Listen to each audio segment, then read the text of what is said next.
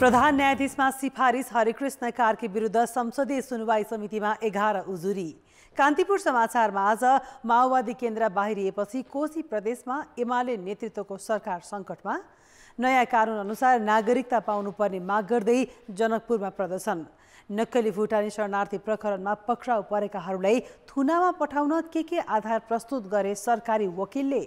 मध्य प्रदेशको आगामी आर्थिक वर्षको नीति तथा कार्यक्रममा कृषिलाई प्राथमिकतामा।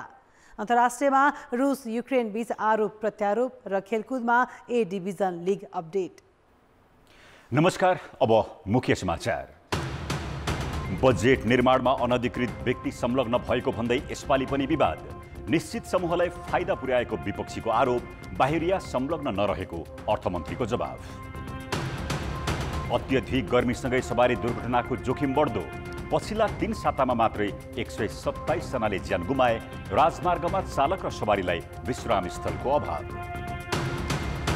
वैदेशिक रोजगारीलाई युरोपेली मुलुकमा विस्तार गर्ने गृह कार्य। निर्देशिका संशोधन गरी श्रम मन्त्रालयबाट मागपत्र प्रमाणीकरणको तयारी। विज्ञ भन्छन् श्रमिकको क्षमता पनि बढाऊ। मस्को नियन्त्रित युक्रेनको खेर्सोन स्थित जलविद्युत परियोजनाको बादमा विस्फोट। 8 बस्तीका 16,000 मानिस जोखिममा। रुसी सेनाले विस्फोट गराएको कियेभको आरोप। र डेब्यू सिजनमै चर्च बोइजले उचाल्यो ए डिभिजन लिगको उपाधि। एक खेल अगावै लिग च्याम्पियन। 37 वर्ष अघि मनाङले बनाएको कीर्तिमान बराबर।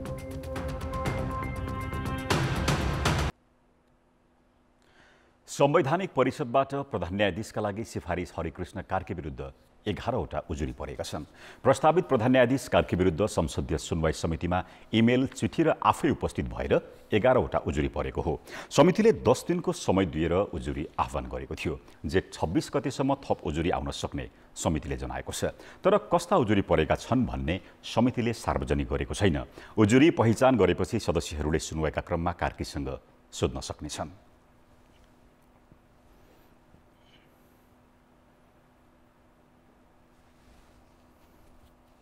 अब त्यत्तिकै उजुरी दिएको छ कि त्यसमा केही सत्य तथ्यहरू छन् कि त्यसलाई मान्य सदस्यले कसरी ग्रहण गर्नुहुन्छ, त्यसपछि जसका विरुद्ध मन्जुर गरे हो उहाँको पनि सुनवाई हुन्छ र त्यो सुनवाईमा यी सबै कुराहरू मान्यजीहरूले चाहिँ राख्नुहुनेछ र जसका विरुद्ध सुनवाई छ उहाँले त्यसको बारेमा सफाई दिने चाहिँ प्रचलन छ। अब उजुरीको म्याद 26 गतेसम्म छ। 27 गते बिदाको दिन परेको हुनाले हामी 28 गते बैठक बस्ने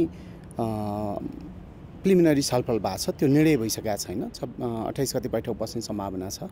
28 गते बैठक बसिसके पछाडि उजुरीहरूको विषयमा कति पर्यो, कस्ता उजुरी पर्यो परेन, त्यो विषयमा पनि अब हामी त्यति बेला बैठकबाट छलफल गर्छौँ। बैठकबाट छलफल गरिसके पछाडि उजुरी परेका रहेछन् भने उजुरीको आधारमा अनि त्यसमा टेकेर तत्पश्चात नै अगाडि छलफल अगाडि बढ्छ। कायम मुकायम प्रधान न्यायाधीश कार्कीलाई संवैधानिक परिषदको गत वैशाख 25 गते बसेको बैठकले प्रधान न्यायाधीशमा सिफारिस गरेको हो।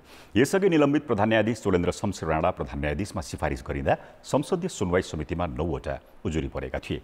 राणा विरुद्ध मुद्दा प्रभावित गरे बापत घुस लिएको जस्ता गम्भीर उजुरी पनि परेका थिए। त्यसअघिका प्रधान न्यायाधीश दीपक राज जोशी विरुद्ध उनको कार्यक्षमतामाथि नै प्रश्न उठाउँदै 5वटा उजुरी परेका थिए।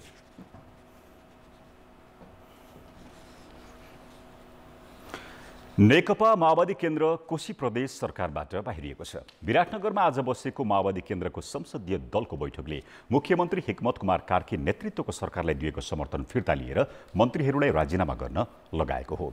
प्रदेश नामाकरणसँग असन्तुष्ट पक्षसँग वार्ता नगरेको, नीति तथा कार्यक्रम र बजेट निर्माणमा आफ्नो पार्टीलाई समावेश नगरेको लगायतका कारण देखाउँदै माओवादी कोशी प्रदेश सरकारबाट बाहिरिएको हो।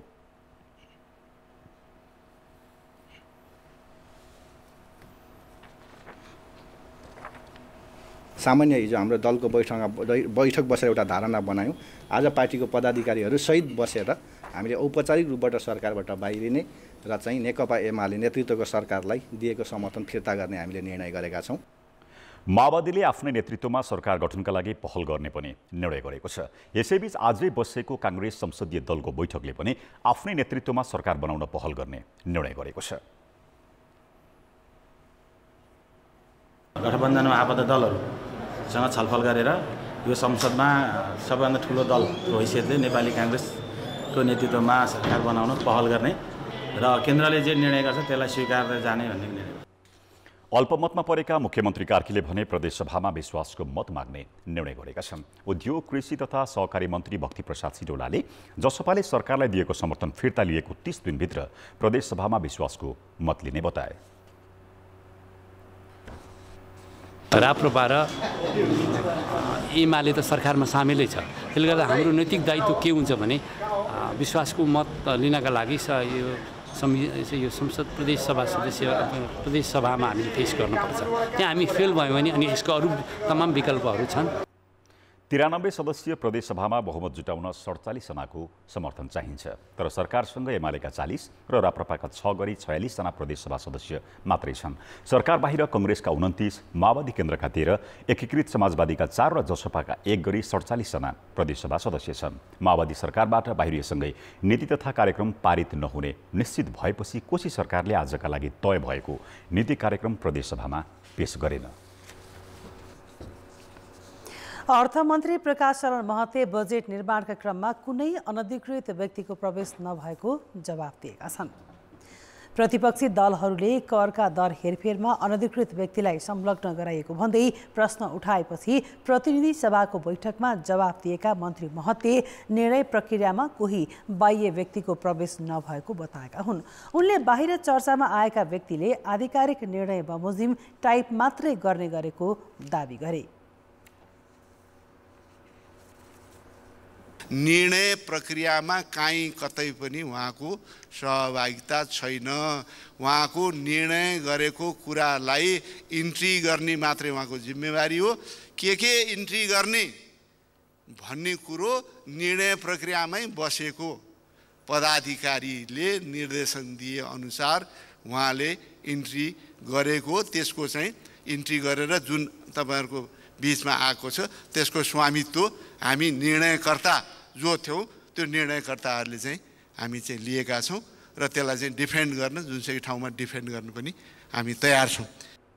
मन्त्री महतले आफूले मन्त्रालयले जिम्मेवारी सम्हाल्नु अघि नै नियुक्त भइसकेका रामकृष्ण श्रेष्ठलाई बजेट इन्ट्रीको काममा सहभागी गराएको बताए। त्यसअघि नेकपा एमाले, राष्ट्रिय स्वतन्त्र पार्टी, राप्रपा लगायतका दलका सांसदले अनधिकृत व्यक्तिलाई करको दर हेरफेरमा सहभागी गराएको भन्दै सरकारसँग चित्तबुद्धो जवाफ मागेका थिए। 30 वर्षसम्म 3 करोड जनसङ्ख्या भएको देशमा एचएस कोडका दरहरू टाइप गर्न सक्ने जनशक्तिको आकार के 1 जना वा 2 जना मात्रै हुन्? विपक्षी सांसदहरूले सरकारले चित्तबुद्धो जवाफ नदिए संसदीय छानबिन गर्न समेत माग गरेका छन्। प्रतिनिधि सभाको बैठकमा अर्थमन्त्रीको जवाफपछि बजेटमाथिको छलफल सुरु भएको हो। छलफलमा भाग लिँदै प्रमुख प्रतिपक्षी दलका नेता केपी शर्मा ओलीले निश्चित व्यक्तिलाई फाइदा पुर्याउने काम बजेट निर्माणका क्रममा भएको आरोप लगाए। उनले अहिलेको बजेटले नेपाल र नेपालीको प्रतिनिधित्व गर्न नसक्ने दाबी पनि गरे। त्यत्तिकै त 1100 गाडी आयो एकैचोटि भनेपछि त्यहाँ त हितको प्रतिनिधित्व पक्कै भएको होला। 1100 गाडी कसरी आयो त? भुलचुकमा त आएको होइन, आफै स्टार्ट भएर त गुर्र कुदेर त आएन। त्यहाँ त बहुत नयाँ क्यालकुलेटर चल्या छ, नयाँ क्यालकुलेटर आर्टिफिसियल इन्टेलिजेन्समा पुगेको छैन। त्यो मानव इन्टेलिजेन्सले काम गरेको छ, सेटिङले काम गरेको छ। बजेटमाथिको छलफलमा भाग लिएका सत्ता पक्षका सांसदहरूले केही कार्यक्रम थप्न सुझाव दिए पनि बजेट यथार्थमा नै आधारित भएको बताए। थोरै समय पाएर पनि धेरै मेहनत गर्नुभएको छ। आरोप र प्रतिकूलताको बावजुद उहाँले जसरी बजेटलाई अहिलेको अवस्थामा जति सम्भव हुन सक्छ रियलिस्टिक एप्रोचबाट सबै क्षेत्रमा केही कार्यक्रमहरूलाई अगाडि बढाउनु भएको छ। विपदका बारेमा सैद्धान्तिक मात्रै कुरा भयो। म विपदको उच्च जोखिम रहेको क्षेत्रबाट प्रतिनिधित्व गर्ने एउटा प्रतिनिधि सदस्य समेत हुनुको नाताले विपदका बारेमा अलि ठोस मूर्त र अलि ठुलो आकारको एउटा बजेट छुट्याइदिएको भए राम्रो हुन्थ्यो भन्ने मेरो सुझाव। संसदमा विपक्षी दलले विरोध गर्ने तयारी गरेपछि सभामुख देवराज घिमिरेले 11 बजेका लागि तय गरिएको प्रतिनिधि सभाको बैठक दिउँसो 1:30 बजेका लागि सारेका थिए। बजेट निर्माणमा अनधिकृत व्यक्तिलाई संलग्न गराइएको भन्दै संसदमा बहस भइरहेको छ। प्रत्येक वर्ष बजेट बनाउँदा अर्थ मन्त्रालयले अति गोपनीयता अपनाउने बताउने गरे पनि यस वर्ष जस्तै गत वर्ष जस्तै यो वर्ष पनि अनधिकृत व्यक्तिलाई सहभागी गराइएको आरोप लागेको छ। तर यस वर्ष बजेट निर्माणका क्रममा एकीकृत भन्सार दर रेट पुस्तिका टाइपिङ गर्न अर्थ मन्त्रालयमा बोलाइएका रामकृष्ण श्रेष्ठ अनधिकृत नभई गत फागुनदेखि नै करार सेवामा रहेको भन्सार विभागको दाबी छ। चालु आर्थिक वर्षको बजेट निर्माणका क्रममा करको दर हेरफेर गर्न जेठ 14 गते अवकाश प्राप्त नायब सुब्बा रघुनाथ घिमिरेलाई अर्थ मन्त्रालयमा प्रवेश गराएको समाचार सार्वजनिक भएपछि असार 22मा छानबिन समिति नै गठन भएको थियो। मन्त्री जनार्दन शर्मा राजीनामा दिन बाध्य भए। पछि तत्कालीन मन्त्री शर्मालाई समितिले चोख्याए पनि सांसदहरू ढुक्क हुन सकेका थिएनन्। यो वर्ष पनि मन्त्री प्रकाश शरण महतले अनधिकृत व्यक्ति भनेका रामकृष्ण श्रेष्ठलाई बजेट निर्माणमा संलग्न गराएपछि सदनदेखि सामाजिक सञ्जालसम्म चर्चा चुलिएको छ।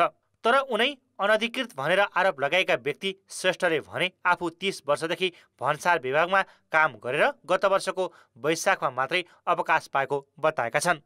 विभागले पुनः गत फागुनदेखि आफूलाई करारमा नियुक्त गरेको दावी उनको छ। मेरो काम टाइप गर्ने मात्रै हो। राय सुझाव मागे त्यो राय सबै मैले कम्प्युटरमा इन्ट्री गर्यौँ। कम्प्युटरमा इन्ट्री गर्यौँ। त्यो इन्ट्री गराएर फेरि त्यो तयार गर्यौँ। होइन म त हेर्नुहोस् म रिटायर भएको कारण सरकारी मैले पेन्सन खाइरहेको छु। म सरकारीको अनधिकृत कर्मचारी चाहिँ हजुरले बुझ्नुहुन्छ।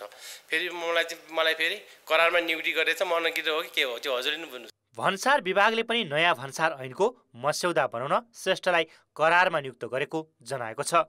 लामो समय एकीकृत भन्सार महसुल पुस्तिका लेखनमा संलग्न रहेका उनलाई अर्थ मन्त्रालयमा पठाएको विभागको भनाइ छ। हामीले विभागको तर्फबाट हामीले विगतका समयहरूमा जस्तै काम गर्दाखेरि निश्चित मान्छेहरूले मात्रै यो चाहिँ भन्सारको दरबन्दीसँग रिलेटेड भएर काम गर्नुपर्छ भन्ने हिसाबले हामीले चाहिँ निश्चित मान्छेहरू तोकेर नै हामीले तोकेर जतिजना मान्छेले बजेटमा काम गर्ने हो त्यतिजनाले मात्रै काम गरेका छौँ र त्यो तोकिएको काम गर्ने मान्छे मध्येमा रामकृष्ण श्रेष्ठलाई पनि हामीले समावेश गरेका थियौँ। बजेट बनाउँदा राजस्वका दर परिवर्तन गर्ने छलफलमा अर्थमन्त्री, अर्थ राज्यमन्त्री, अर्थ सचिव, राजस्व व्यवस्थापन महाशाखाका भन्सार र आन्तरिक राजस्व हेर्ने उपसचिव मात्र संलग्न हुने व्यवस्था बजेट तर्जुमा दिग्दर्शनमा छ। उनीहरूले करका दर टुङ्गो लगाएपछि मात्र टाइपिङमा पठाउने गरिएको हुन्छ।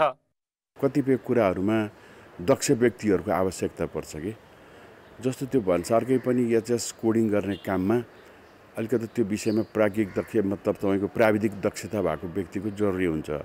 त्यो काम गरिराखेको अनुभवी त्यो तहको मान्छेलाई प्रयोग गर्दा त्यस्तो नकारात्मक हिसाबले चाहिँ त्यो जुन हेरियो अहिले त्यो हेरिनु चाहिँ मेरो दृष्टिकोणमा बिल्कुल गलत हो। करका दर हेरफेरमा बजेट तर्जुमा दिग्दर्शनले तोके भन्दा बाहिरको व्यक्तिलाई संलग्न गराउनु गलत हो। तर अहिले अर्थमन्त्रीले त्यसको बचाउ गरेका छन्। त्यति हुँदाहुँदै पनि बजेट टाइप गर्न निजामती कर्मचारीलाई व्यवस्था गरेर करारका कर्मचारीलाई लगाउनुले चाहिँ प्रश्न गर्ने ठाउँ दिएको छ। कान्तिपुर समाचारका लागि क्यामेरामा मुरारी घिमिरेका साथ भरत रावल र सुधिल पोखरेल, काठमाडौँ।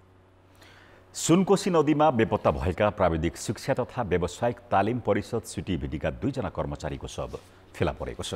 घटनास्थलबाट झण्डै 200 मिटर तल गाडिएको अवस्थामा जीपसँगै 2वटा शव फेला परेको जिल्ला प्रहरी कार्यालय सिन्धुलीका एसपी राजकुमार सिलवालले जानकारी दिए। सशस्त्र प्रहरी बल नेपाल विपद व्यवस्थापन तालिम शिक्षालय कोरिन्टारबाट खटिएको गोताखोर टोलीले आज साँझ 6:15 बजे सुनकोशीबाट गाडी र शव बाहिर निकालेको हो। शवको पहिचान भने हुन सकेको छैन। कोशीको बहाव फर्काएर नदीमा पानी घटाएपछि गाडी र शव फेला परेको हो।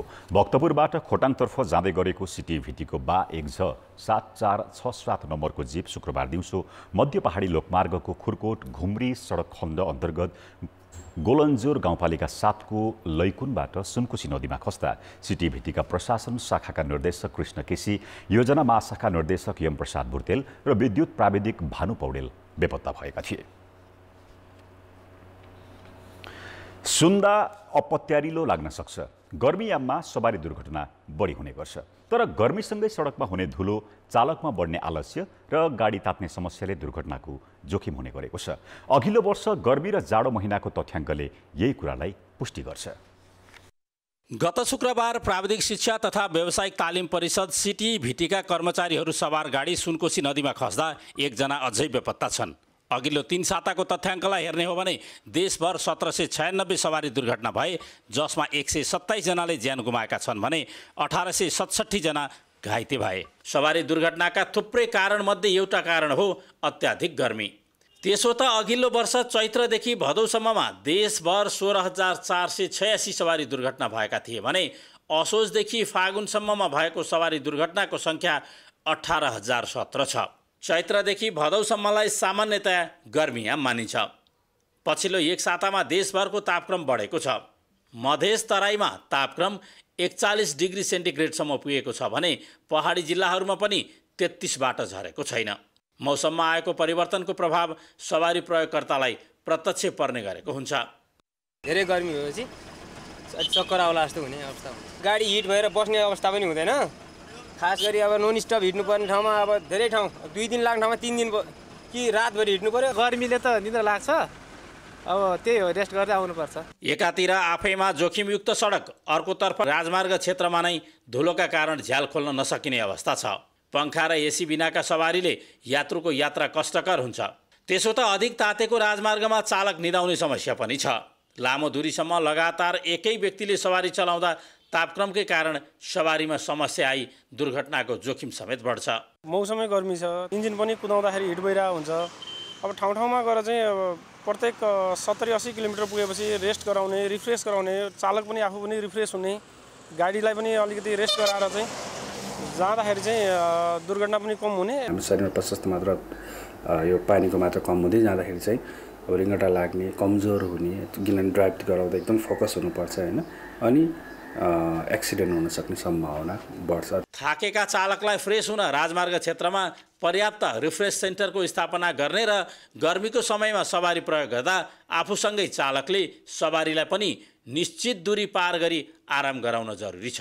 कान्तिपुर समाचारका लागि सिन्धुली र नवलपरासी सहकर्मी राजकुमार कार्की र नवीन पौडेलको सहयोगमा पोषनाथ अधिकारी, पृथ्वीराज मार्ग, धादिङ। अब जनताको आवाज हामीले आज 7 प्रदेशमा सोधेका छौं। राजमार्गमा हुने दुर्घटना कम गर्न कसले के गर्नुपर्छ? जनताको आवाज। चालकले सवारीको स्पिड कम गर्नुपर्छ, सरकारले खल्लाखुल्ली पुर्नुपर्छ। सब चालकलाई बसाएर सम्झौता गराउनुपर्छ, तब त चालकहरूको दिमागमा घुस्छ अनि त्यसपछि बल्ल अनि दुर्घटना कम हुन्छ। बाटो फराकिलो हुनु पर्यो, जनचेतना जाग्नु पर्यो, चालकले नै सावधानी अपनाउनु पर्छ, ड्राइभरहरूले सिट बेल्टहरूको युज गर्न पर्यो। सवारी चालन धेरै कुरा आउँछन्, ट्राफिक पुलिसहरूले अलिक कन्ट्रोल गरिदिनु पर्यो। गाडी हाम्रो चलाउन जस्तो पाए उस्तो ठाउँमा हाम्रो चोकहरू हेर्नु पर्यो। पैदल यात्रीले नि गाडी आएर हामीलाई अब खिच्छ कि यताउति हुन्छ कि भनेर सोध्नु पर्यो। ट्राफिक प्रहरीको उपस्थितिमा जनचेतनामूलक कार्यक्रमहरू आयोजना गर्ने, सिट भन्दा बढी मान्छे नहाल्ने, राजमार्गको स्तर उन्नति गर्न एकदमै जरुरी छ। पुराना गाडीहरूलाई मर्मत गरेर राम्रो गराउनु पर्यो। चालकहरूले पनि पूर्ण रूपले ट्राफिक नियमको पालना गर्नु पर्यो। द्रुत गतिमा हिँड्छन् तिनीहरूलाई अलि न्यून गतिमा हिँड्न पहल गर्नु पर्यो। ट्राफिकले पनि ट्राफिक नियम पालना गर्नको लागि सहजीकरण गरिदिनु पर्यो। सवारी साधनहरूले आफ्नो क्षमताभन्दा बढी भार बोक्नु भएन, माफसै गरेर चलाउनु भएन अनि आवश्यक परेको ठाउँहरूमा आकाशे पुलहरूको व्यवस्थापन गरिदिनु पर्यो। लामो दूरीमा चाहिँ कम्तीमा पनि 2टा चालकहरू राख्नुपर्ने। सवारी साधन पनि सावधान सायद अब जेब्रा क्रसिङमा मान्छे क्रस गर्दैछ भने पनि रोक्नु पर्यो। जसले पनि साधन चलाउँदा सवारी साधन चलाउँदाखेरि होसियारपूर्वक चलाइयो भने केही न केही दुर्घटना बच्छ। पैसा खाएर पैसा भरमा चाहिँ लाइसेन्स दिने कारण हो, एउटा मुख्य कारण भनेको सवारी दुर्घटनाको। अब बाँकी समाचार। नक्कली भुटानी शरणार्थी प्रकरणको मुद्दामा सरकारी वकिल र पीडितका तर्फबाट बहस सकिएको छ। आइतबारबाट सुरु भएको थुन्चेक बहसमा सरकारी वकिलले 3 दिनको समय पाएका थिए। पक्राउ परेका 18 प्रतिवादी विरुद्ध बनेको 8 जनाको टिममध्ये मंगलबार 3 जनाले बहस गरेका हुन्। सहायक जिल्ला न्यायाधिवक्ताहरू सुरबहादुर परियार, निर्मला मोरासिनी र हिरालाल भोलनले पक्राउ परेकाहरू विरुद्ध पर्याप्त प्रमाण भएकाले पूर्वपक्षका लागि थुनामा पठाउन माग गरेका छन्। थुना बाहिर राखेर अनुसन्धान गर्दा प्रमाण नष्ट गर्न सक्ने जोखिम रहेको उनीहरूको जिकिर छ। त्यस्तै ठगिएको भन्दै जाहेरी दिनेहरूका तर्फबाट कानुन व्यवसायीहरूले बहस गरेका छन्। अधिवक्ता स्वागत नेपालले आइतबार न्यायाधीश प्रेम प्रसाद नेउपानेले शरणार्थी बनेर अमेरिका जान खोज्नेहरूको दायित्व हुन्छ कि हुँदैन भनेर प्रश्न गरेका थिए। त्यसको जवाफमा अधिवक्ता नेपालले त्यो कानुनी प्रश्न नभएर राजनीतिक भएको जवाफ दिएका छन्। पीडितहरू शरणार्थी बनि नसकेको र आज पनि नेपाली नागरिक नै भएकाले उनीहरूमाथि प्रश्न गर्न नमिल्ने नेपालको जिकिर थियो।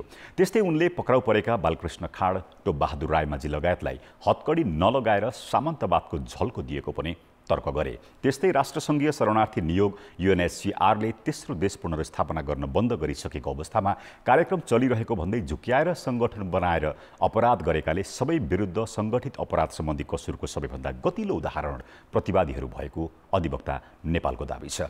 जाहेरीवालाहरूकै तर्फबाट बहस गरेका 4 जना कानुन व्यवसायीहरूले आरोपीहरूले नाम लिएका अन्य व्यक्तिहरूलाई पनि पक्राउ गरेर कारबाहीको दायरामा ल्याउनु पर्ने माग गरेका छन्। प्रतिवादीहरूका तर्फबाट बहस बुधबारदेखि सुरु हुनेछ। नागरिकता विधेयक सम्बन्धी सर्वोच्च अदालतले जारी गरेको अल्पकालीन आदेश विरुद्ध सत्तारूढ 6 राजनैतिक दलका भातृ सङ्गठनले आज जनकपुरधाममा प्रदर्शन गरेका छन्। नेपाली काङ्ग्रेस, जसपा, जनमत पार्टी, लोसपा लगायत दलका भातृ सङ्गठनले जनकपुरधामको जनक चोकमा टायर बालेर विरोध गरेका हुन्। विरोधका क्रममा उनीहरूले एमाले अध्यक्ष केपी शर्मा ओली, राप्रपा अध्यक्ष राजेन्द्र लिङ्गदेन र राष्ट्रिय स्वतन्त्र पार्टीका अध्यक्ष रवि लामिछानेको पुतला दहन समेत गरे। यस क्रममा ढल्केवर जनकपुर खण्डमा नागरिकता विहीनहरूले सडक जाम गरेका थिए।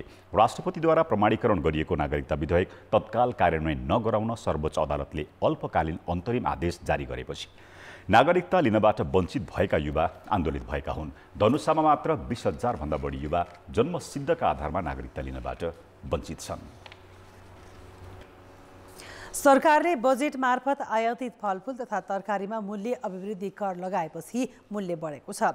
अझ कुहिने तथा तौल घट्ने सामग्रीमा मूल्य अभिवृद्धि कर लगाउँदा कुहिएर खेर गएको र घटेको तौलको हिसाबमा कठिनाई हुने भन्दै व्यापारीहरूले भन्सार छुट नगराएसम्म आयात नगर्ने अडान लिएका छन्। यसले कतिपय फलफुल र तरकारीको अभाव नै हुन थालेको छ।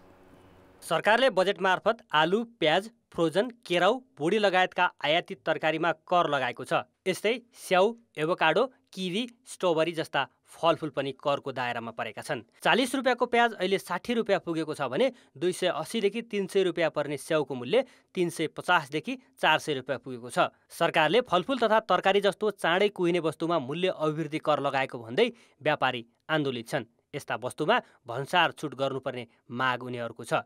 तरकारी, फलफुलमा लगाएको मूल्य अभिवृद्धि कर फिर्ता नभएसम्म आयात नगर्ने अडान व्यापारीको छ। हाम्रो अब प्याज अहिले लोड गराउन सकेका छैनौँ किनभने भ्याटको प्रक्रियामा जानु पर्यो। भ्याटबाट मगाएपछि हामीले भ्याटबाट नै बिल काटेर दिनु पर्यो। हामीले कुनै प्रक्रियाहरू गरेका त छैनौँ।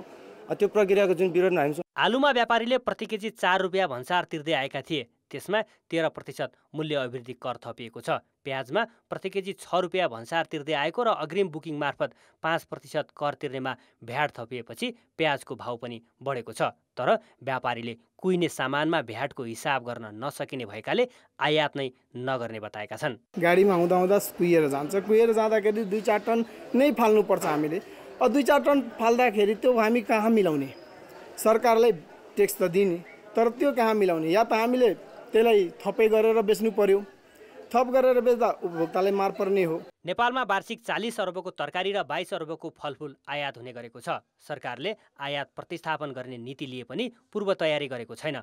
आन्तरिक उत्पादनले धान्न नसकेको अवस्थामा कृषिजन्य उपजमा मूल्य अभिवृद्धि कर लगाउँदा उपभोक्ताको ढाड सेक्ने काम मात्र भएको टिप्पणी उपभोक्ता अधिकार अकादमीको छ।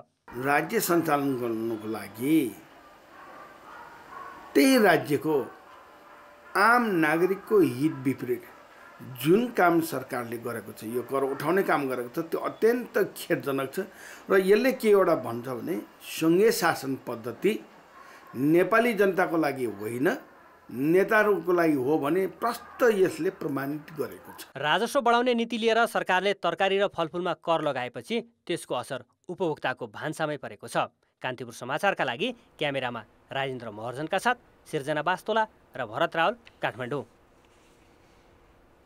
प्रधानमन्त्री पुष्पकमल दाहालले सुदूरपश्चिम प्रदेशको प्रमुख पर्यटकीय गन्तव्य खप्तड क्षेत्रको प्रवर्धनमा विशेष संयन्त्र बनाइने बताएका छन्। बझाङको खप्तरमा आयोजित अन्तर्राष्ट्रिय आध्यात्मिक सम्मेलनको आज उद्घाटन गर्दै प्रधानमन्त्री दाहालले बझाङ, बाजुरा, अछाम र डोटीको सङ्गमस्थल खप्तरलाई विकास प्रतिष्ठान वा विकास कोषका रूपमा अघि बढाइने बताएका हुन्। सम्मेलनमा सहभागी भारतीय योग गुरु रामदेवले आध्यात्मिक साधनाका लागि खप्तर क्षेत्र प्रकृतिले दिएको गहना भएको बताए।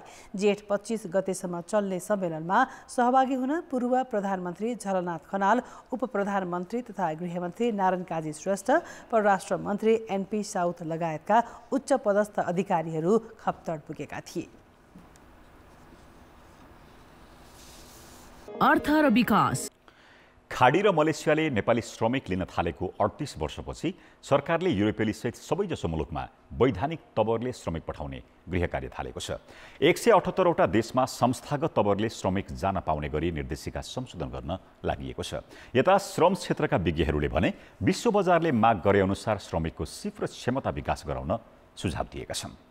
नेपालबाट अहिले संस्थागत तवरमा 111 र व्यक्तिगत तहमा 178 मुलुकमा नेपाली श्रमिक पुगिरहेका छन्। युरोपेली मुलुकमा नेपाली श्रमिकको माग बढी भए पनि व्यवसायीले चाहे जति श्रमिक पठाउन सकिरहेका छैनन्। नेपालबाट श्रमिक पठाउनका लागि सम्बन्धित देशमा रहेको दूतावासको सिफारिस चाहिने झन्झटिलो व्यवस्था पुकाएर नेपालबाटै स्वीकृति दिने व्यवस्था गरिँदैछ। अब एउटा चाहिँ मिसनले 10-12 मुलुक हेर्नुपर्ने अवस्था भइरहेको छ, त्यहाँ जान सक्ने स्थिति छैन, लजिस्टिकहरू छैनन्। त्यस्तो अवस्थामा चाहिँ के छ भने त्यहाँबाट चाहिँ डिमान्ड आएका अवस्थामा चाहिँ यहीँबाट नै अनलाइन डिमान्डलाई चाहिँ एड्रेस गर्नको निम्ति त्यो प्रस्ताव हामीले अहिले चाहिँ के भने क्याबिनेटमा प्रस्ताव पठाउनुको निम्ति हामीले परराष्ट्र मन्त्रालयमा रायको लागि पठाएको छौँ। परराष्ट्र मन्त्रालयबाट राय आएको अवस्थामा चाहिँ त्यो क्याबिनेटमा गएर चाहिँ त्यो अगाडि बढ्छ। वैदेशिक रोजगारीमा ठगीका घटना बढेपछि 2075 सालबाट सम्बन्धित देशको दूतावासबाट मागपत्र प्रमाणीकरण गरेपछि मात्रै भर्ना प्रक्रिया सुरु हुने व्यवस्था गरेको थियो। सरकारी प्रक्रिया झन्झटिलो भएको भन्दै विकसित देशमा जाने श्रमिक अवैध बाटो हुँदै जान थालेपछि नीति संशोधनको दबाव परेको हो। विज्ञहरूले अब नयाँ गन्तव्यसँगै श्रमिकको सिप र क्षमता विकास गराउन सुझाएका छन्। कमसेकम पढ्यो लेखेको त जानु पर्यो, कहाँ जाँदैछु भन्ने कुरा त थाहा पाउनु पर्यो। एयरपोर्टमा गएर म कहाँ जाँदैछु हेरिदिनुहोस् न दाइ यो भनेर त भन्न त मिल्दैन त। त्यसपछि उनीहरूले के गरेर त्यहाँ के खतरा छ पहिले हाम्रो मान्छेलाई जोगाउनु पर्यो। सरकारले नयाँ श्रम गन्तव्य खुला गर्ने निर्णय गरेसँगै समर्थन र विरोधका स्वर सुनिन थालेका छन्। कतिपयले सिपयुक्त जनशक्ति विश्व बजारमा जान सहज हुने तर्क गरेका छन् भने सरकारी निर्णयले युवा पलायन अझै बढ्ने र वैदेशिक रोजगारीमाथिको परनिर्भरता समेत बढ्ने बताएका छन्। हामी क्रिएट गर्न सक्छौँ, आन्तरिक रोजगारी क्रिएट गर्न सक्छौँ, तर त्यसमा सोच्नु पर्यो। मैले सोचेको गलत हुन सक्दछ, तर तपाईँको सोचेको त अलिकति ठिक हुन सक्छ नि, उहाँले सोचेको त अलिकति ठिक हुन सक्दछ नि। एग्रिकल्चरमा स्पेसिफिक एग्रिकल्चर गर्न थाल्यो भनेदेखि मतलब हाई कस्ट एग्रिकल्चर गर्न थाल्यो भनेदेखि मतलब लेबरको रोजगारी पनि त बढेर जान्छ। निरन्तरको राजनीतिक अस्थिरताले ल्याएको आर्थिक चाहिँ मन्दी, एउटा अन्तर्राष्ट्रिय आर्थिक मन्दीको अवस्थाको स्थिति यहाँ अहिले नै चाहिँ प्रोजेक्सनमा चाहिँ हामीले 2.16मा हामी जिडिपीको चाहिँ हाम्रो आर्थिक अवस्था यो छ। बेरोजगारीको भयावह अवस्था रहेको छ, त्यहाँ हामी रोजगारी दिन सक्ने अवस्थामा चाहिँ छैनौँ। सरकारी तथ्याङ्क अनुसार अहिले पनि वैदेशिक रोजगारीमा 22 लाख नेपाली छन्। यीमध्ये 80% भन्दा धेरै त खाडीका देश र मलेसियामा छन्। शिक्षाका नाममा युरोप र अमेरिका जानेको सङ्ख्या वार्षिक 1 लाख भन्दा धेरै छ। हाम्रा आवधिक योजना तथा बजेटले स्वदेशमै रोजगारीको सिर्जना गर्ने परिकल्पना गरे पनि ती योजना सफल हुन नसक्दा शिक्षा वा कामकै नाममा वैदेशिक रोजगारीमाथिको परनिर्भरता बढिरहेको छ। राज्य सञ्चालनका लागि औपचारिक तवरबाट मात्र 10 खर्बभन्दा बढीको रेमिटेन्स भित्रिरहेको छ। कान्तिपुर समाचारका लागि क्यामेरामा सञ्जय लुइटेलका साथ सुमन पन्थ, काठमाडौँ। अब जनमतको अन्तिम परिणाम। जनमतमा हिजो हाम्रो प्रश्न थियो, शिक्षा विषय नपढेकाले पनि शिक्षक लाइसेन्स परीक्षा दिन पाउने निर्णय किन गरिएको होला? ए, गुणस्तर बढाउन, बी, जनशक्ति अभाव भएर, र सी, हस्तक्षेपको नियत। जनमतको अन्तिम परिणाम यस्तो छ, ए, गुणस्तर बढाउनमा 46%, बी, जनशक्ति अभाव भएरमा 33% र सी, हस्तक्षेपको नियतमा 21% मत प्राप्त भएको छ। अब आजको प्रश्न। जनमत। वैदेशिक रोजगारीका लागि श्रम गन्तव्य मुलुक थप गर्ने सरकारको तयारीलाई के भन्ने? ए. रोजगारी दिन नसकेर, बी. रेमिट्यान्स बढाउन र सी. अवसरको सृजना। जनमतको अन्तिम परिणाम भोलि बेलुका 8 बजेको कान्तिपुर समाचारमा प्रसारण गर्नेछौँ। कृपया न्युज स्पेस एबी वासी टाइप गरी 34001मा SMS गरी आफ्नो मत व्यक्त गर्नुहोला। नेपाल विद्युत प्राधिकरणले चालु आर्थिक वर्षमा विद्युत व्यापारमा झण्डै 9 अर्ब घाटा बेहोरेको छ। प्राधिकरणले भारतमा बिजुली निर्यात गरेर 8 अर्ब 43 करोड कमाएकोमा आयात बापत अहिलेसम्म 17 अर्ब 29 करोड बाहिरिएको हो। यसअनुसार विद्युत व्यापारमा 8 अर्ब 96 करोड घाटा बेहोरिसकेको प्राधिकरणले जनाएको छ। केही दिन पानी परेकाले गत जेठ 13 गते 25 मेगावाट निर्यात गरे पनि अहिले उल्टै 300 मेगावाट आयात गर्नुपर्ने स्थिति छ, जबकि गत वर्ष यही समयमा 108 मेगावाट निर्यात गरिएको थियो। गर्मी बढे पनि विगतका वर्षमा जस्तो हिम नदीमा बहाव नबढेकाले अहिले पनि बिजुली आयात गर्नुपर्ने स्थिति रहेको प्राधिकरणको भनाइ छ। गत बिहीबार भारतीय प्रधानमन्त्री नरेन्द्र मोदीले संयुक्त पत्रकार सम्मेलनमा नेपालबाट आगामी 10 वर्षमा 10,000 मेगावाट बिजुली आयात गर्ने बताएका थिए। पानी परेर खोलाको बहाव केही बढेको र तराईमा बिजुलीको माग पनि कम भएपछि जेठ 13 गते 25 मेगावाट निर्यात भएको थियो। तर अहिले पुनः माग बढेको छ भने खोलामा पानीको बहावमा आएको कमीका कारण उत्पादन घटेको छ। गत वर्ष बिजुलीको उच्च माग हुने यो समयमा 1595 मेगावाट माग रहेकोमा अहिले बढेर 1961 मेगावाट पुगेको छ। अब वर्षा सुरु भएसँगै असार पहिलो साताबाट मात्रै बिजुली निर्यात गर्न सकिने प्राधिकरणको आकलन छ। अहिले भने अधिकांश आयोजना पूर्ण क्षमतामा चल्ने स्थिति नरहेको प्राधिकरणको भनाइ छ। हिउँको मात्रा चाहिँ एकदमै घटेको रहेछ अहिलेसम्म हामीले हेर्दाखेरि। अहिले पनि हाम्रा सबै रिभरहरू, हिमालयन रिभरहरू फुल डिस्चार्ज हुन सकेको छैन। अब हामीले बर्सातमा मात्र भर पर्नुपर्ने भयो होइन। जेठ 13 गते एक दिन बेचेको थियौँ हामीले, अब कन्टिन्युस यस्तै वातावरण होला भन्ने थियो, तर त्यो भएन। त्यसपछि झन् वर्ष स्थिति हुँदै भयो। अहिले 144 मेगावाटको कालीगण्डकी जलविद्युत आयोजनाबाट 95 मेगावाट र 70 मेगावाटको मध्य मर्स्याङदीबाट 60 मेगावाट मात्रै उत्पादन भइरहेको छ। गत वर्ष यो समयमा दुवै आयोजना पूर्ण क्षमतामा चलेका थिए। अहिले भारत निर्यातका लागि 452 मेगावाट अनुमति छ, तर आउँदो वर्षातमा उत्पादन बढ्ने भएकाले 800 मेगावाट प्राधिकरणले निर्यात गर्नुपर्नेछ। थप बिजुली निर्यातका लागि प्राधिकरण भारत स्वीकृतिको पर्खाइमा छ। अब अन्तर्राष्ट्रिय समाचार। युक्रेनले मस्कोको नियन्त्रणमा रहेको दक्षिणी खेर्सोन क्षेत्रस्थित एउटा जलविद्युत परियोजनाको बाँधमा रुसी सेनाले विस्फोट गराएको आरोप लगाएको छ। निप्रो नदीमा बनेको नोभा काखोभका बाँध फुटेपछि त्यस क्षेत्रमा रहेका कम्तीमा 8वटा बस्ती डुबानमा परेको स्थानीय सैन्य अधिकारीले जनाएका छन्। बाँध फुटेपछि निप्रो नदीमा पानीको सतह निकै बढेको र बाढी प्रभावित क्षेत्रमा उद्धार कार्य जारी राखिएको बताइएको छ। बाढीका कारण कम्तीमा 16,000 मानिस जोखिममा रहेको बताइएको छ। बाढीको पानीले नोभा काखोभका जिल्ला डुबानमा परेको र त्यहाँ सङ्कटकाल घोषणा गरिएको रुसी सञ्चार माध्यमले जनाएका छन्। रुसद्वारा स्थापित खेर्सोन शहरका मेयरले भने उक्त जलविद्युत परियोजनामा भएको क्षतिका लागि युक्रेन जिम्मेवार रहेको बताएका छन्। युक्रेन र रुस दुवैले गरेका फरक फरक दाबीको स्वतन्त्र पुष्टि भने हुन नसकेको बीबीसीले जनाएको छ। सोभियतकालीन उक्त बाँध विस्फोट भएपछि उत्पन्न परिस्थितिबारे छलफल गर्न युक्रेनी राष्ट्रपति भोलोदिमिर जेलेन्स्कीले राष्ट्रिय सुरक्षा परिषदको आपतकालीन बैठक बोलाएका छन्। रुसी आतंककारीहरूले सो बाँध ध्वस्त पारेको र उनीहरूलाई युक्रेनी भूमिबाट पूर्ण रूपमा धपाइनुपर्ने जेलेन्स्कीको भनाइ छ। युरोपेली परिषदका अध्यक्ष चार्ल्स माइकलले सार्वजनिक संरचनाको विनाश युद्ध अपराध भएको भन्दै रुसको आलोचना गरेका छन्। 30 मिटर अग्लो र 3.2 किलोमिटर लामो उक्त बाँध काखोभका जलविद्युत केन्द्रको एक भागका रूपमा निप्रो नदीमा सन् 1956मा निर्माण गरिएको थियो। काखोभका बाँध अन्तर्गत 18 क्युबिक किलोमिटर क्षेत्रफलको जलाशय छ। उक्त जलाशयबाट रुस नियन्त्रित क्राइमिया र जापोरिजिया परमाणु ऊर्जा केन्द्रका लागि पानी आपूर्ति हुने गर्दछ। बेलायती राजकुमार ह्यारीले अदालतमा बयान दिने क्रममा बेलायती प्रेसको कडा आलोचना गरेका छन्। राजसिंहासनका 5औं उत्तराधिकारी ह्यारीले बेलायतबाट प्रकाशित हुने टेब्लोइड पत्रिकाहरू डेली मिरर, सन्डे मिरर र सन्डे पिपुलको प्रकाशक समूह मिरर ग्रुप न्यूज पेपर्स विरुद्धको मुद्दामा लन्डन उच्च अदालतमा बयान दिने क्रममा प्रेसको आलोचना गरेका हुन्। राजकुमार ह्यारी र अन्य 100 भन्दा बढी मानिसले मिरर ग्रुप न्युजपेपर्स MGN विरुद्ध मुद्दा दायर गरेका थिए। सन् 1991 देखि सन् 2011 को अवधिमा MGNले व्यापक मात्रामा पत्रकारिताको सिद्धान्तभन्दा बाहिर गएर गलत काम गरेको उनीहरूको आरोप छ। सोही मुद्दाको सुनवाईका क्रममा ह्यारीले कठघरामा बसेर बयान दिएका हुन् भने प्रतिवादी मिरर ग्रुप न्युजपेपर्सका कानुनी व्यवसायी एन्ड्रयू ग्रिनले उनलाई घण्टौं केरकार गरेका थिए। ह्यारीले मिरर ग्रुप न्युजपेपर्सले आफ्नाबारे प्रकाशित गरेका 33वटा लेख फोन ह्याकिङ लगायतका गैर-कानुनी उपायद्वारा संग्रह गरिएका सूचनामा आधारित भएको आरोप लगाएका थिए।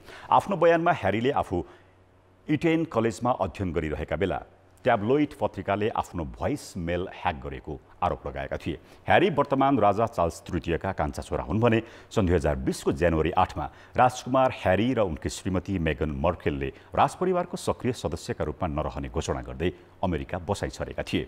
बेलायती राजपरिवारका कुनै वरिष्ठ सदस्यले अदालतमा बयान दिएको 130 वर्षपछि पहिलो पटक भएको अन्तर्राष्ट्रिय सञ्चार माध्यमले उल्लेख गरेका छन्। खेलकुद समाचार। कान्तिपुर खेलकुद समाचारमा स्वागत छ। चर्च बोइज युनाइटेडले डेब्यू गरेकै वर्ष शहीद स्मारक ए डिभिजन लिगको उपाधि उचालेको छ। आज 3 स्टारसँग गोलरहित बराबरी खेलेपछि चर्च बोइज एक खेल अघि नै लिगको च्याम्पियन बनेको हो। 10 रङ्गशालामा चर्च बोइजलाई उपाधि उचाल्न मात्र 1 अङ्क पर्याप्त थियो। खेल अवधिभर दुवै टिमले आकर्षक मुभ बनाउन सकेनन्। अञ्जन विष्टले 37औं मिनेटमा गोल गर्ने मौका खेर फाले। उनले बक्सभन्दा केही परबाट गरेको प्रहारलाई गोलरक्षक अरुण ब्लोनले बचाएका थिए। दोस्रो हाफमा पनि दुवै टिमले गोल गर्न सकेनन्। चर्च बोइजलाई बराबरीमा रोकिए पनि उपाधि जित्न पर्याप्त थियो। यो नतिजापछि चर्च बोइजले शीर्ष डिभिजनमा उक्लिएको पहिलो वर्ष नै उपाधि जित्ने कीर्तिमान बराबरी गरेको छ। यो नतिजापछि एक खेल बाँकी रहँदा चर्च बोइजको 45 अङ्क भएको छ। यता लगातार 14 खेलसम्म जितविहीन मेघराज केसीको टोलीमाथि रेलिगेसनको खतरा बढेको छ। रेलिगेसन जोनभन्दा एक स्थान माथि रहेको 3 स्टारको 25 खेलबाट 29 अङ्क छ।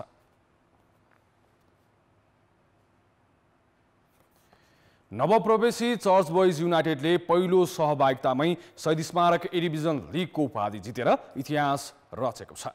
चर्च बोइज 37 वर्षपछि मनाङ मर्स्याङ्दी क्लबले बनाएको कीर्तिमान बराबरी गर्न सफल भएको हो।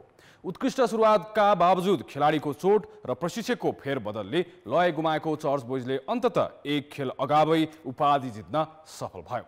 नेपाली फुटबलका सफल प्रशिक्षक बाल गोपाल महर्जन र डिफेन्डर अनन्त तामाङको करियरको यो पहिलो लिग उपाधि समेत हो। 25औं चरणमा 3 स्टार क्लबसँग गोलरहित बराबरी खेल्दै अङ्क बाँडेपछि चर्च बोइजले शहीद स्मारक ए डिभिजन लिगको उपाधि जितेको हो। चर्च बोइजले 25 खेल खेल्दा 12 जित र 9 बराबरीको नतिजा निकालेको छ। चर्च बोइजले यसअघि 2075 सालमा सी डिभिजन क्वालिफायर्स, 2076 मा सी डिभिजन र 2078 सालमा बी डिभिजनको उपाधि जितेको थियो। चर्च बोइजले मनाङ मर्स्याङ्दी क्लबले 40 को दशकमा राखेको कीर्तिमान बराबर गरेको हो। पछि यो टिममा जोइन भए तापनि आज हाम्रो यो एउटा मेहनत, एउटा लगनशीलता, एउटा टिम वर्कले गर्दाखेरि आज हामी गेम जितेको जस्तो लाग्छ। एकदमै खुसी लागेको छ। अब सबै कुरा जे हामीले फर्स्ट टाइम एचिभ गरेको कुराको भ्याल्यु हुन्छ हैन, सो एकदमै खुसी लागेको छ। नवप्रवेशी चर्च बोइजले लिगका सुरुवाती 3 खेल जितेको थियो, तर खेलाडीको चोट र प्रशिक्षक फेरबदलसँगै लय गुमाएको टिमले त्यसपछिका 6 खेलमा लगातार बराबरीमा चित्त बुझायो। 11औं चरणमा जाउलाखेलले 1-0 को नतिजा निकाल्दै चर्च बोइजको अपराजित यात्रामा पूर्णविराम लगाइदिएको थियो, तर जाउलाखेल 18औं चरणदेखि 22औं चरणसम्म जितविहीन बन्यो। दोस्रो चरणमा उत्कृष्ट प्रदर्शन गरेको पुलिस क्लबले समेत चर्चलाई भेट्न सकेन। चर्च दावेदार मचिन्द्रसँग हेड टु हेडमा अघि रह्यो। हामी जब सेकेन्ड थर्डबाट फर्स्टमा मनाङलाई जितेपछि हाम्रो टार्गेट भनेको फर्स्टदेखिबाट भनेको हामी च्याम्पियन हुनु आएको यो टिममा। जस्तै भनेको थिएँ मैले सुरुमा पनि हाम्रो त्यो एउटा जुन ग्रुप छ, टिम अफिसियलदेखिबाट लिएर अध्यक्ष हाम्रो हुनुहुन्छ, एकदम खट्नुहुन्छ कि। एकदम खुसी लागिरहेछ है, नयाँ टिमबाट भर्खर आएको क्लबमा अनि नयाँ क्लबलाई जिताउनु पाउँदा एकदम खुसी लागिरहेछ। हामी जुनियर प्लेयरलाई चाहिँ अलिकति खेल्नुलाई अलिकति कम्फर्टेबल भएर नै एउटा लिग च्याम्पियन भएको हो। हाल 3 स्टार क्लबका कप्तान विक्रम लामा चर्च बोइजले बी डिभिजन जित्दा टिम अफिसियलको रूपमा आबद्ध थिए। मेहनतले एउटा उपलब्धि हासिल गरेकोमा उहाँहरूप्रति खुसी छु भने म चाहिँ अब एउटा स्ट्रगलिङ फेसमै छु मेरो आफ्नो क्लबको लागि। त्यसले गर्दाखेरि अलिकति गाह्रो पनि अवश्य छ, तर हारिसकेको छुइनँ। सुरुवातमा प्रदीप हुमागाईको प्रशिक्षणमा रहेको टिमलाई 8औं चरणपछि बालगोपाल महर्जनले सम्हालेका हुन्। शीर्ष डिभिजनको अनुभव नभएको नवप्रवेशी क्लब पहिलो सिजनमै कसरी च्याम्पियन बन्यो त? यति खुसी छ, यति खुसी त्यो शब्दमा त वर्णन गर्नै सक्दिनँ म। अब किन भन्दाखेरि यो हिजो आजको कुरो होइन, यो 15 वर्षदेखिको एउटा देखेको एउटा सपना हो, एउटा भोग, एउटा तृष्णा हो। अनि लगातार ड्र हुँदाखेरि एउटा सन्तुलन बिग्रियो। कोचले पनि वर्क पर्मिटको कारणले राजीनामा दिनुभयो। अनि टिममा एउटा नयाँ ऊर्जा मोटिभेसनको आवश्यकता थियो। यो बेलामा चाहिँ सम्हाल्नु धेरै गाह्रो भएको थियो। उनीहरूलाई यो ए डिभिजनको विषयमा धेरै पनि यो अर्को पाटोको विषयमा नि भएन, उनीहरूले मेहनत मात्रै गर्यो। सबै यो धेरै जस्तो यङ प्लेयरहरू छ हैन, उनीहरूले चाहिँ फुटबलको नराम्रो पाटोहरू टेस्टै गर्न पाएन। लिगको उपाधि जिते पनि चर्च बोइजले एएफसी क्लब लाइसेन्स नभएका कारण एएफसी कप क्वालिफायर्समा नेपालको प्रतिनिधित्व गर्न भने पाउने छैन। क्यामेरामा मुरारी घिमिरे र विकास जोशीका साथ खेलकुद ब्युरोको रिपोर्ट। यस्तै लिगको अर्को खेलमा नेपाल पुलिस क्लबले त्रिभुवन आर्मी क्लबलाई 1-1 गोलको बराबरीमा रोकिएको छ। यो नतिजापछि पुलिस तेस्रो स्थानमा उक्लेको छ। इन्फा कम्प्लेक्समा भएको खेलको पहिलो हाफमा दुवै गोल भएका हुन्। विभागीय डर्बी अन्तर्गत खेलको सुरुवातमा नै आर्मीले अग्रता बनाएको थियो। दिनेश हेम्दनले मात्रै दोस्रो मिनेटमा गोल गरेका हुन्। निकै प्रतिस्पर्धात्मक बनेको खेलको 39औं मिनेटमा पुलिसले बराबरी गोल फर्कायो। अजित भण्डारीले पुलिसको हाफबाट दिएको पासमा मोजेस ग्याबा ट्युमले दिएको हेडर बललाई काउन्टरमा बढेका अहमद हिजाजीले गोल गरेका हुन्। दोस्रो हाफमा दुवै टिमले गोल गर्न सकेनन्। यो बराबरीपछि कुनै समय रेलिगेसन जोनमा रहेको चेतन घिमिरेको टोली पुलिस तेस्रो स्थानमा जावलाखेललाई उछिन्दै शीर्ष 3 मा उक्लेको छ। पूर्व विजेता पुलिसको 25 खेलबाट 38 अङ्क भएको छ भने समान खेलबाट 31 अङ्कसहित आर्मी 7औं स्थानमा उक्लिएको छ। कुमलटार युवा क्लबले शीर्ष डिभिजनमै रहने झिनो आशा कायमै राखेको छ। आज कुमलटारले एपीएफ क्लबलाई 3-1 गोलले हराएको हो।